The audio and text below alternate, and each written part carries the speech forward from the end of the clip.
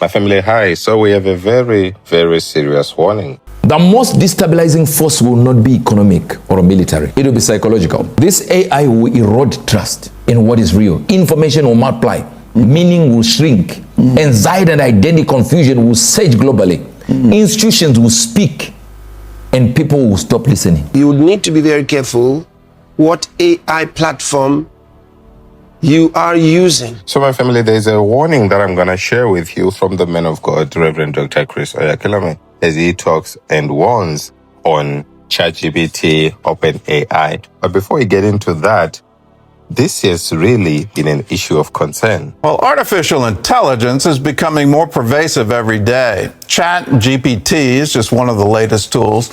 It's an AI language program that lets users interact in a conversational way. This advanced technology is already generating intense controversy. Mark Martin explains the concerns. It requires us to let go of our ego, to be willing to be vulnerable. Rabbi Joshua Franklin of the Jewish Center of the Hamptons reads a sermon written by the artificial intelligence or AI chatbot known as ChatGPT. And I told ChatGPT to write me a sermon in the voice of a rabbi of about 1,000 words about the Torah portion on the theme of intimacy and vulnerability. Rabbi Franklin then wanted his congregation to figure out who wrote it. Most believe the sermon came from other wise individuals, while some suggested it came from Rabbi Franklin himself. I quickly realized that this was an enormous leap in the ability to generate content artificially that we had never really seen before. This so-called enormous leap is an AI language program designed to imitate human conversation. ChatGPT can also write in response to prompts from users. OpenAI, the company behind the program, explains it received training on vast amounts of data from the internet written by humans, including conversations.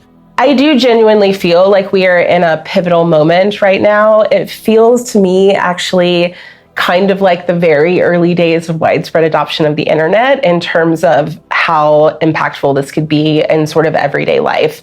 Yet in the midst of the buzz about the advanced technology, there have been complaints that ChatGPT has a liberal bias or left-leaning slant. We put it to the test. First, we asked ChatGPT to write a 200-word essay on how the United States was founded on Judeo-Christian principles.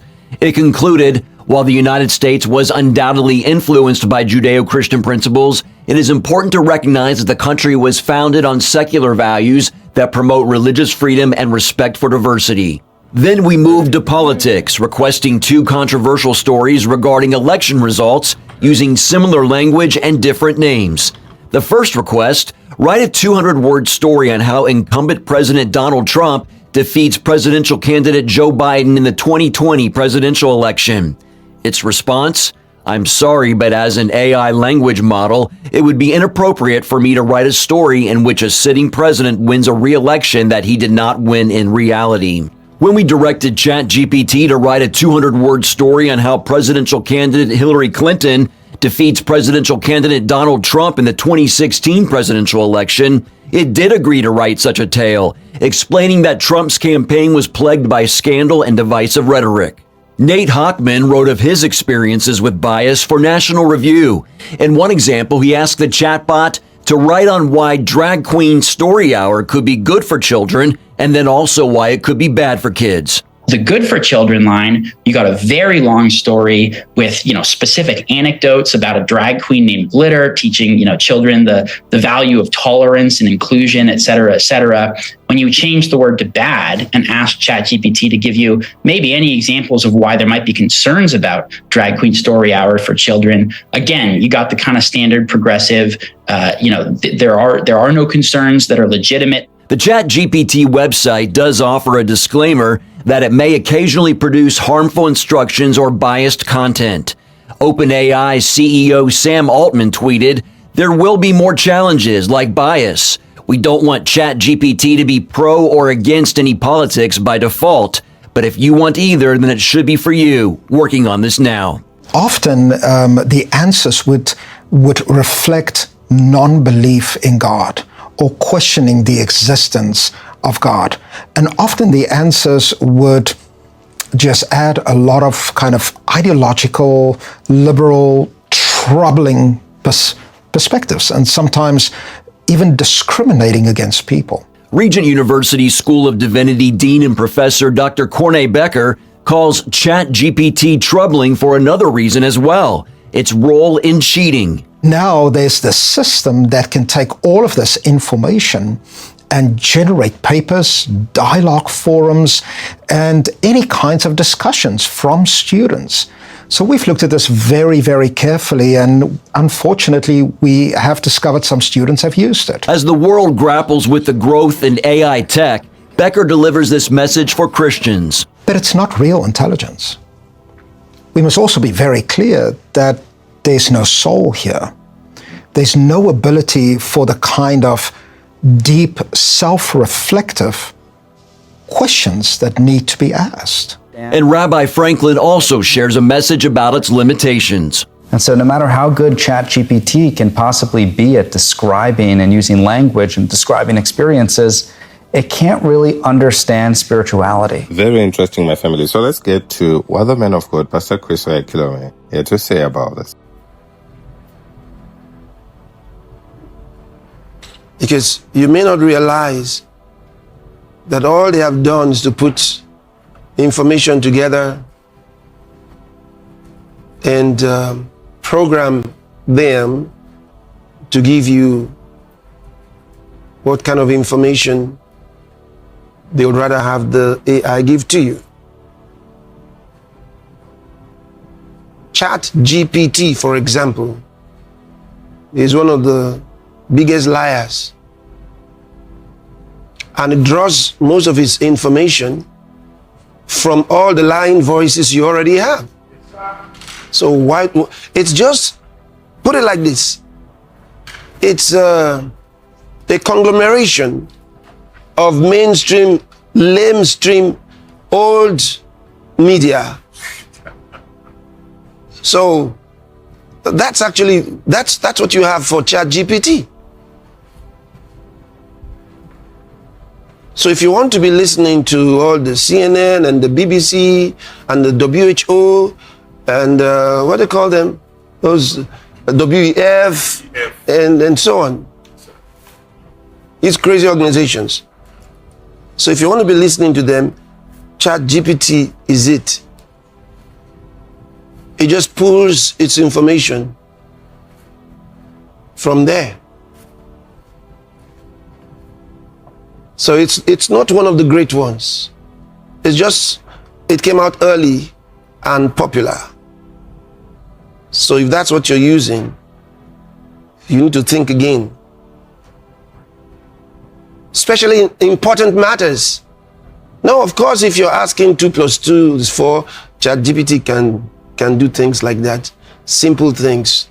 Information you don't really need to go to AI for. Can give you. But generally, just realize you're at a risk if you're going to be depending on ChatGPT. If you really want important scientific information or even true historical information, because it gives you its own with askew. So think about it. When you really want good information,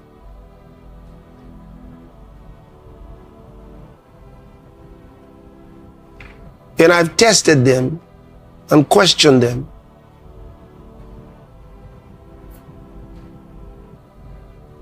currently I would say that Grok is far more truthful than ChatGPT.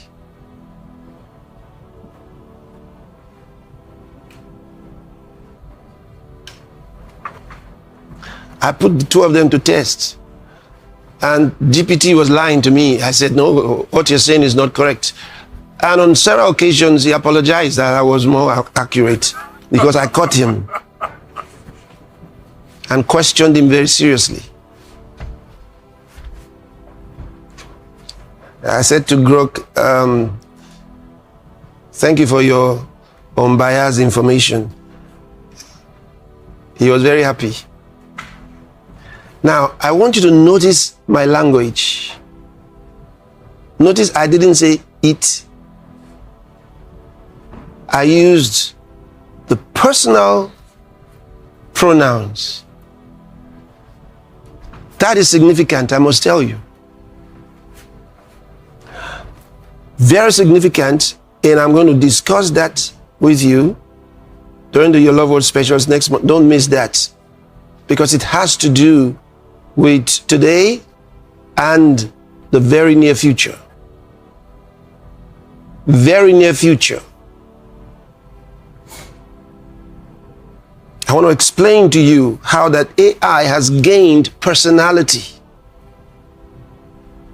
and the significance of that.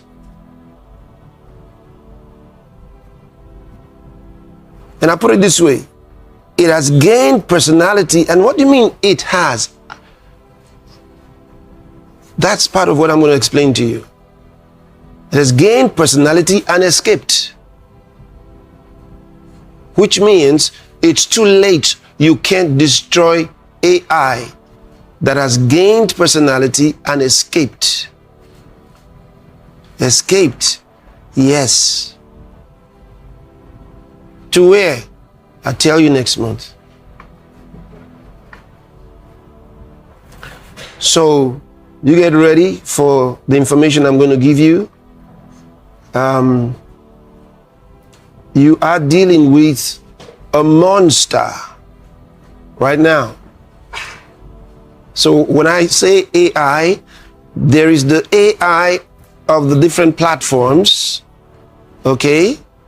And I just analyzed a couple of them a moment ago. These are platforms, all right? But then there's the AI that I said has gained personality and is out to recruit others and is recruiting others. What does that mean? We'll discuss. So get yourself ready and understand the world is dealing with something that's already in the Bible. The Bible does tell us about AI, and I'm going to show it to you from the scriptures. Get ready. There's no major thing in this world that has escaped the eyes of Scripture. No major thing in this world, no major thing that has an effect on this world, or that should or will have effect on this world, that the Bible doesn't cover with clarity. So when I tell you it's in there, get ready for it. I'm going to show it to you.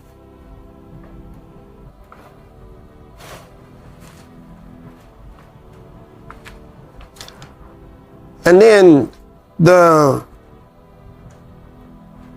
leaders of several countries are currently in Davos, and their conference should be finishing maybe by tomorrow. I know it's not like what was expected. They just gathered to ensure they had it this year. But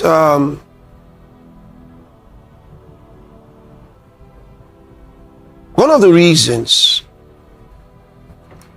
in fact, a major reason for the European leaders, particularly, who are currently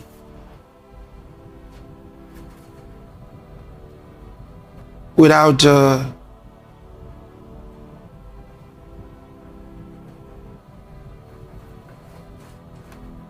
direction, without compass.